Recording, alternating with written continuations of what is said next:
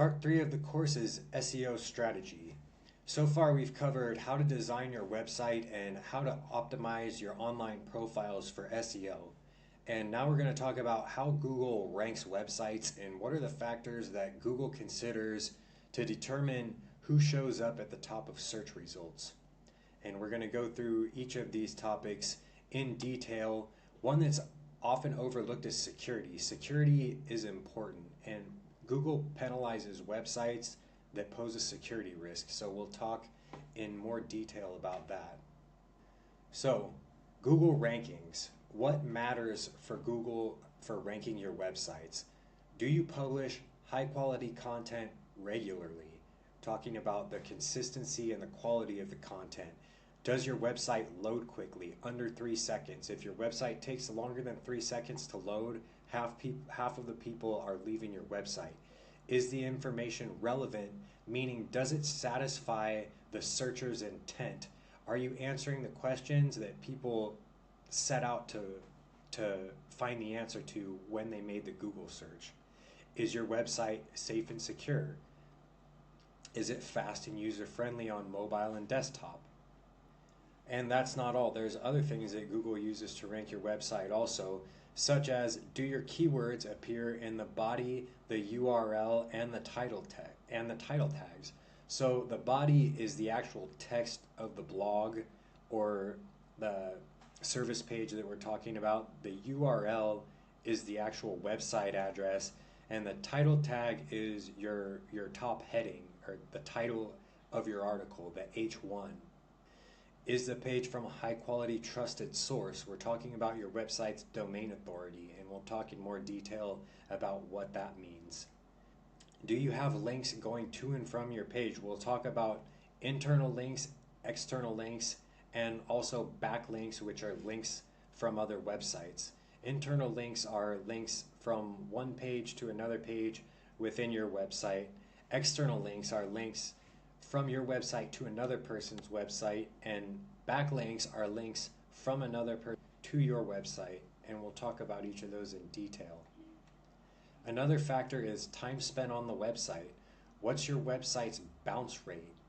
Are people clicking on your website and leaving after 2 seconds, or are they staying on the web page and reading the whole article? Google tracks this and it affects your rankings. So everything on your website matters. If it affects the user experience, then it matters to Google. For content quality, we're talking about usefulness. How well does your blog answer the questions that it sets out to answer? For update frequency, we're talking about you should be publishing a new article 1 to 2 times per month. That's sufficient, but you have to be consistent. You don't want gaps in how often you're updating your website.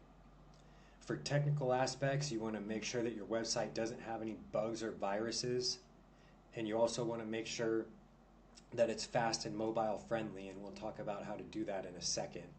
Design. Is your website easy to use? Is it easy to read? You don't want to use too many different fonts or colors. You want it to be very user friendly. Internal and external links. All of your articles should have at least one internal and one external link. Most of your articles should have several internal links. Internal links are, again, links to another page within your website. Building an extensive network of internal and external links is crucial for your SEO. So Google ranks websites by 3 categories: relevancy, popularity, and integrity. And we'll go into detail about what each of those mean, and a good website has to score well for all 3 of those. So for relevancy, Google is measuring how well your page answers the questions that it sets out to answer, how well your page covers the topic that it's about. And some of the things that Google uses to measure relevancy is how many times a keyword appears on the page, aka your keyword density, how many relevant websites link to your page, what are the keywords that are in the anchor text of your links. So anchor text is the text that is included in your link. When you make a link, it's the text that you will actually use for that link. So people should be able to scan your document, reading only the link text and have a very good idea of what your article is about without even reading it. So your link text should also be descriptive, meaning that it accurately describes what the text is linking to. Using confusing or misleading link text is going to confuse the reader, and it's also going to confuse Google and will cause your rankings to go down. For popularity, we're talking about how many links point to your page. So the more links you have pointing to your website from other websites, the more popular your website is. An interesting note here is that Google values one-way links more than two-way links. So in other words, Google frowns upon link trading. And here are a few ways to get outside links. You can either get mentioned in the press, contribute content to other publications such as by guest blogging, list your law firm in attorney directories and business directories, and also, as we mentioned before, your social media profiles give you valuable backlinks to your website. Keys to SEO growth. So there's no need to overcomplicate it. We're throwing a lot of information at you, but if you want to improve your SEO, there's really only three things you need to do. One is get more backlinks to your website. Two is publish more relevant, high quality content. And three is keep up with your site maintenance and technical fixes. Having bugs in your website or security risks is going to decrease your website's value for Google rankings. So things that harm your Google rankings. Duplicate content is a big one. One of the silent killers of your SEO is duplicative content, and there's two types of duplicative content. Plagiarism, which is material copied from other people's website, and cannibalism, which is material copied from your own website. And it's important that you always check for duplicative content before you publish articles, because you can use repetitive language without realizing it. For example, you might have written a sentence that just so happens to be the same as a sentence on someone else's website, even though you've never seen that website before. If the language is repetitive, it's still going to register with Google as plagiarism. So it's important that you use plagiarism checkers to eliminate repetitive language. Even though you're sure you didn't plagiarize, still use the plagiarism checkers just to make sure that there's no repetitive language and that you're not going to get punished by Google. You know you didn't plagiarize, I know you didn't plagiarize, but Google doesn't know that. To Google, repetitive language is repetitive language, so make sure that you eliminate it. And you can check for repetitive material with Grammarly, has a plagiarism checking tool, and also SiteLiner. You can check for cannibalism, which is copying your own copy from a different web page. Another thing that harms your SEO is technical problems like broken links or links to pages that don't exist anymore. Having large, uncompressed images can also slow down your site, and also having too many apps or plugins. A big note here, nowadays you see a lot of law firms using chat features. And for most lawyers, I don't recommend this because it uses a ton of bandwidth and it slows your website down.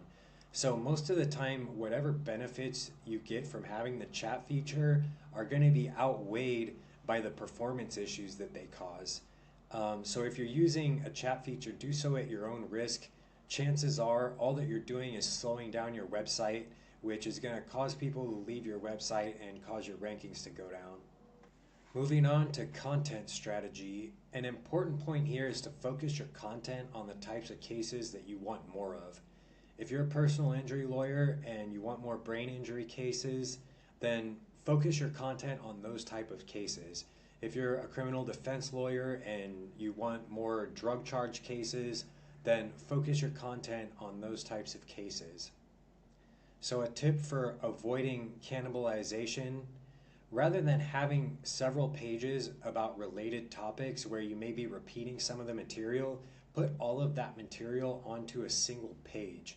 And that's going to help you avoid repeating content and be better for your search results.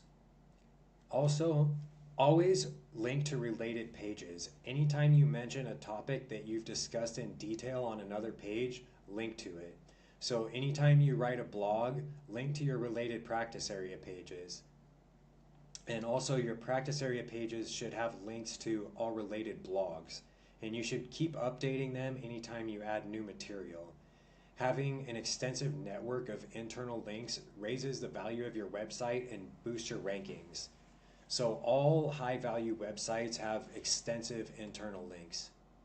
Now we're going to talk about the skyscraper technique, which means if you want to rank #1 for a certain keyword, run a search and check out the article that's ranking #1 for that keyword. Then write an article that's longer and more comprehensive than that article. The goal is to make an article that is better and more comprehensive than what already exists.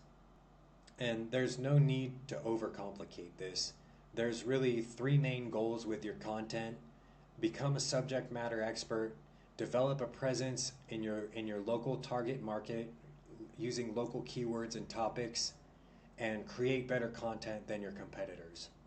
So where to start with updating your content? I suggest first update your practice area pages. These are your most important pages and they're your pillar content. They're the backbone of your SEO. Make sure that those are dialed first. Then use your blogs to branch out into topics related to the practice area pages. Be sure that you add internal links and use local keywords in your text, in your head, and in your URL, which is the actual website address itself. One tip to avoid cannibalization is to only have one page optimized for each keyword. So in other words, don't have different pages for car crash, car accident, and auto accident. Have one single page dedicated to auto accidents and use the keyword and related keywords on that page. So having multiple pages dedicated to the same topic will result in cannibalization, repeating content, and harm your SEO. Moving on to link building. As we've already talked about, getting outside links to your website is essential for good SEO. However, you don't just want any links. You want links from relevant websites and you want links from websites that have high domain authority. So you don't want spam backlinks. Another note on link building is that the number of domains that link to your website is more important than the number of links you have. So it's better to get 10 links from 10 different domains than to get 10 links from the same domain. And also, as I mentioned before, one-way links are better than two-way links. So if there's a website that's linking to your website, that link will be more valuable if you do not link back to their website. Another note on anchor text for your links. You will always want to use descriptive anchor text for your links. An important note here is that if you link to the same page more than once within the same article, use the same anchor text each time. If you link to one page multiple times using a different anchor text, it confuses Google. So, for example, if I write a blog about car accidents and I link to my car accident practice page multiple times in the article, I'm going to use the same anchor text every time so as not to confuse Google. So if the anchor text is San Diego car accident lawyer, that's the anchor text I'm going to use every time I link to that page. You can check your backlinks using Google Search Console, and you can also use Google Search Console to eliminate any spammy backlinks. And there are tools that you can use to check your competitors' backlinks also, such as Backlinko and SEMrush. Now, why would you want to check your competitors' backlinks? Because that gives you ideas of people who you can reach out to directly and ask them to link to your website either instead of or along with your competitors' websites. So that's one strategy for getting more backlinks. Be proactive about building your backlinks. The only way that I'm aware of to generate backlinks passively is publishing original research and data that isn't available anywhere else. So I know of certain agencies that are able to get a lot of backlinks passively, but they have powerful research tools and they're publishing original data. And that's how they get the backlinks passively. And here are a few techniques that you can use to build your backlinks proactively.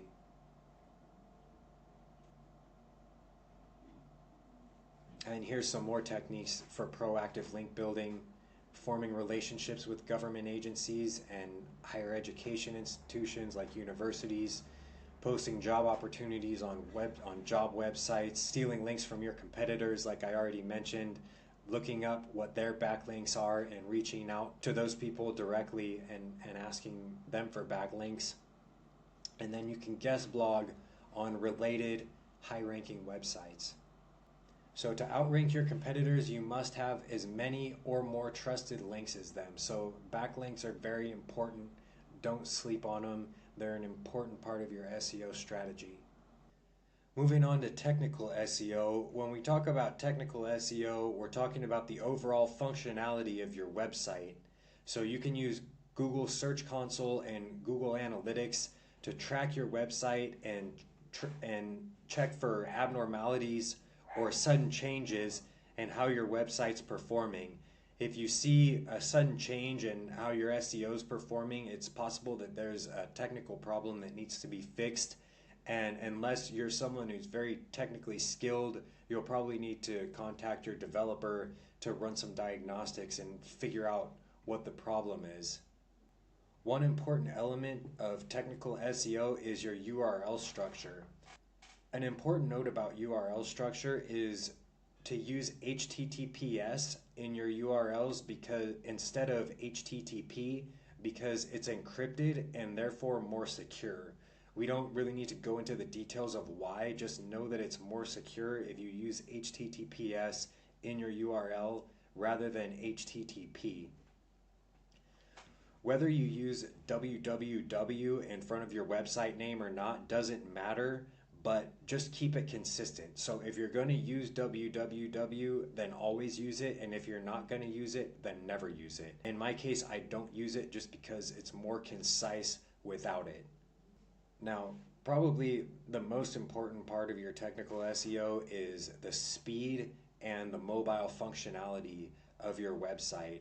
And if you're wondering whether or not your speed and mobile functionality are good, there's one tool that you need to use, which is Google PageSpeed Insights, and here's a link to it.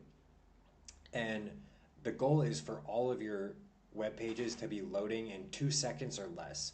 So if your website takes more than 3 seconds to load, 50% of people are leaving your website. So you can use Google PageSpeed Insights.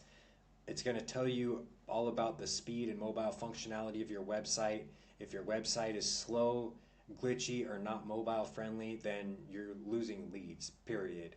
So this is the tool that you're going to use to test that. And if your scores aren't in the green, then that needs to be updated, and I'll show you what that means in just a second. You always want to be thinking mobile first and prioritize the mobile experience with your website, because up to 80% of your traffic may be coming in through mobile. So some key features to make your website more mobile friendly: you want to have large accessible font, buttons, and links. You want to have correct formatting and layout, meaning that everything is centered and well organized, and you want to have fast loading times. So another part of technical SEO is duplicate content, which we've already talked about. If you find that other people have plagiarized your own work, you can file a DMCA takedown notice if you catch people plagiarizing. Duplicate content issues are a high priority, so don't wait on these. If you find duplicate content issues, prioritize them and prioritize this issue, because it's hurting your SEO, and the longer you wait, the more damage it's going to do to your SEO. So fix the problem immediately. Another powerful tool for checking your technical SEO is the Screaming Frog SEO Spider, which is going to allow you to check for crawling errors on your website and It's going to check all of these things for you in a matter of seconds. So rather than going through your website page by page to check for broken links and other types of errors, you can use Screaming Frog SEO Spider to check all of these things for you, which ultimately saves you a ton of time because the program will compile all of that information in a matter of seconds rather than you having to spend hours and hours doing it manually. And your technical SEO check should include these things: the crawl depth, meaning the number of clicks it takes for a user to land on the page. It should check for duplicative content, broken links, crawling and indexing errors, slow page speed, mobile accessibility, and URL structure. An important and often overlooked issue on your website is security. If you've ever been hacked or had your identity stolen or had any kind of security breach, you know how much of a pain it can be. Getting hacked can be an absolute nightmare that will cost you a ton of time and possibly a ton of money and also a lot of headaches. But fortunately, there are some steps you can take to prevent that from happening.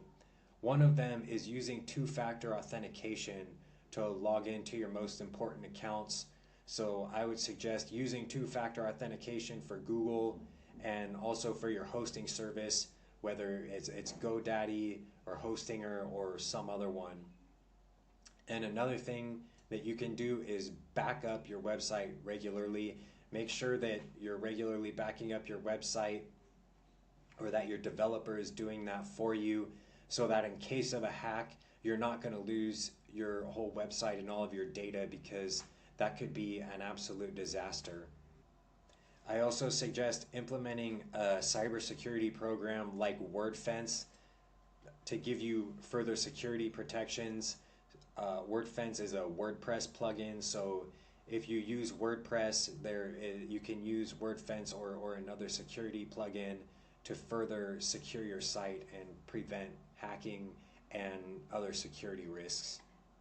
So finishing up with SEO strategy, we're going to talk about SEO pitfalls to avoid.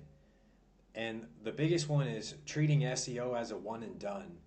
SEO is a long game and it's an ongoing process. So don't think of it as you do this once and then you're done. That's not how it works. It's an ongoing commitment that requires regular updates.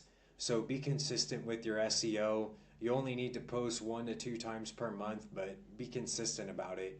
If you stop posting for a while, you're going to see your numbers drop. So if you want to keep consistently growing, you have to keep posting consistently. One way that I've found to do this is to schedule your SEO in advance. So block out SEO writing time, write several posts, and schedule them in advance so you don't have to think about it and your mental space is free to do other things.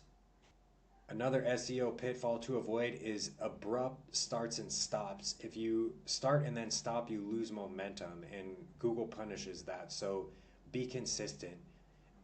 Even if it's only 1 to 2 times a month, that's enough, but be consistent. And last but certainly not least is outsourcing to poor SEOs. A lot of lawyers are afraid to invest in SEO because they've either hired a poor SEO and didn't get results, or they heard about another lawyer who did that, or they tried writing their own SEO and were not successful at it.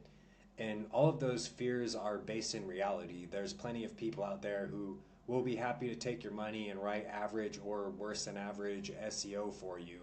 So when you're hiring an SEO, here are some things to ask them about. And if their answers are Swiss cheese, then you should probably find someone else. You want to ask them about content strategy, URL structure, header tags, meta descriptions, internal and external links, on-page and off-page SEO. For on-page SEO, we're talking about all the things that are actually on the page itself, like content, keywords, title, headings, internal and external links, and URLs. When we talk about off-page SEO, we mean everything that's not actually on the page itself. So backlinks from other websites, your social media, and your directory profiles.